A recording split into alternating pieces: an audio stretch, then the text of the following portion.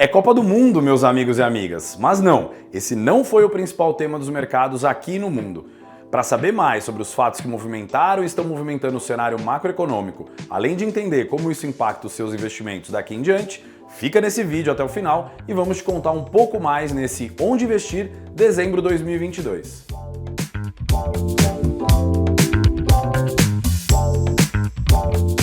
Além da expectativa pelo início da Copa do Mundo no Brasil, novembro foi dominado pela tentativa dos mercados de entender as jogadas do novo governo no campo da política fiscal e da gestão das contas públicas. Discussões, especulações e a falta de decisões sobre a PEC da transição, além da falta de confirmação dos nomes para o time econômico do novo presidente, se tornaram o principal propulsor de movimentos negativos para os mercados brasileiros, trazendo volatilidade para a bolsa, para a curva de juros e também para a taxa de câmbio. Nesse contexto, apesar das sinalizações crescentes do enfraquecimento da inflação por aqui, com sinais cada vez mais claros dos efeitos do aperto monetário na atividade econômica, discussões sobre um ponto de inflexão da Selic deram lugar à precificação de possíveis altas adicionais na nossa taxa básica de juros. Apesar de não ser nosso cenário base, entendemos que a abertura da curva de juros foi um dos principais impactos da incerteza fiscal no mercado ao longo do mês passado. Com tudo isso, a bolsa também sentiu e o Ibovespa acumulou queda de 3% no mês. Pior ainda foi o desempenho do IFIX, com menos 4,2%. No sentido oposto foi o IDIV, que subiu 0,8%, enquanto o dólar teve alta moderada de 0,7% frente ao real. Já nos mercados globais, havia uma certa expectativa por alguns pontos de inflexão. O momento em que a inflação passaria a apontar para baixo, o momento em que o Banco Central americano sinalizaria espaço para redução do ritmo de altas e até sinalizaria queda dos juros, o momento em que as bolsas globais entrariam em um novo ciclo de alta e não apenas os tais bear market rallies, e o momento em que o mercado de renda fixa se estabilizaria.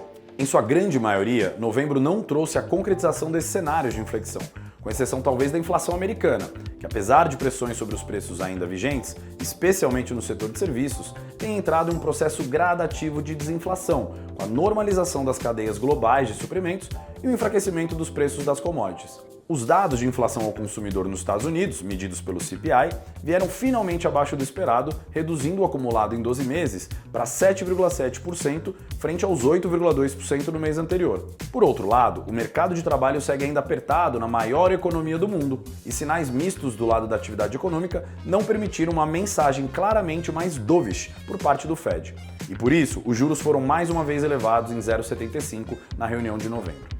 Já na Europa, novembro foi marcado pela consolidação de um período de crescimento bastante fraco e provável recessão, impulsionado por preços ao consumidor ainda pressionados, apesar da queda relevante nos preços ao produtor.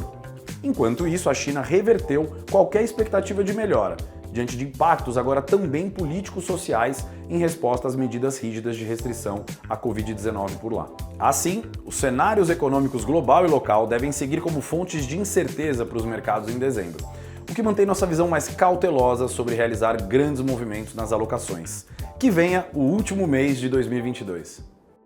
De olho nesse cenário que comentamos, as alterações nas carteiras recomendadas foram bastante pontuais para dezembro, com a ideia de começar gradualmente a montar proteções para uma possível deterioração do cenário fiscal brasileiro, que nos levaria a uma inflação mais alta no médio e longo prazo, além de uma possível depreciação do câmbio, com o dólar podendo se fortalecer frente ao real. Como já temos exposições não desprezíveis em renda fixa e inflação e outras classes de ativos que podem representar uma proteção para cenários mais inflacionários, decidimos ainda não aumentar mais a parcela em títulos IPCA+.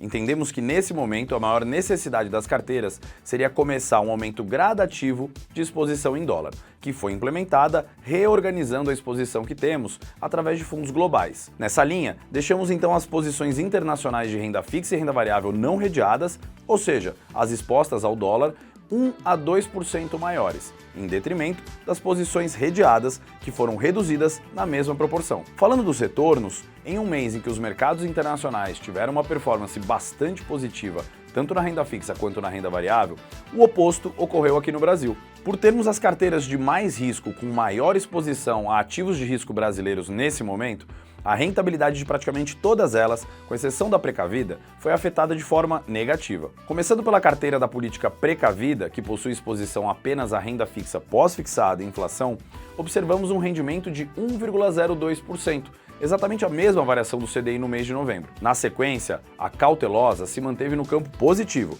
mas por já ter exposição a ativos de risco, obteve um retorno mais modesto, de 0,68% no mês. A carteira defensiva, por sua vez, ficou quase no 0 a 0, variando menos 0,07%. E daí em diante, ou seja, da estrategista até a destemida, os retornos ficaram no campo negativo, com a estrategista variando menos 0,1%, a visionária menos 1,7% e a energética menos 1,91%.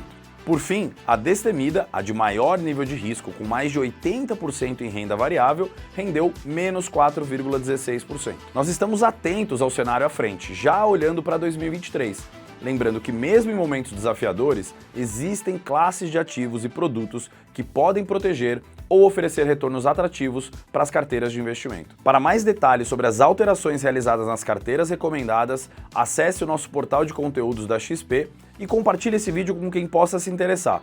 Um abraço e um ótimo final de ano.